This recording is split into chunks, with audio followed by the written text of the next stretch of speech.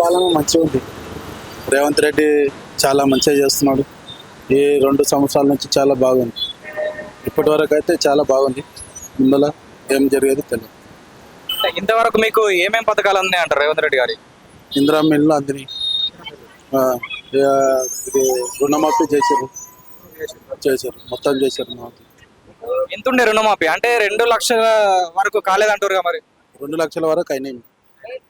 ఎవరెవరు కాలేవు వాళ్ళు బ్యాంకులో చెక్ చేసి అటు ఏమంటారు రెన్యువల్ చేస్తే అవుతాయి. మొత్తం కాలేవు అంటే బాగుండదు. సో ఇంత ముందుకు ఇప్పటికి ఏం తేడా ఉందంటారు? అంతకుముందు ఇప్పుడు ఏం తేడా లేదు, అంతా మంచిగా ఉంది. కానీ అప్పుడు జర పాలన అనేది కేసీఆర్ కూడా చేసిండు, కానీ ఆయన కన్నా జర మంచిగా చేస్తుంది ఇప్పుడైతే. కేసీఆర్ కంటే ఇప్పుడు రేవంత్ రెడ్డి పాలన బాగుందంటారు.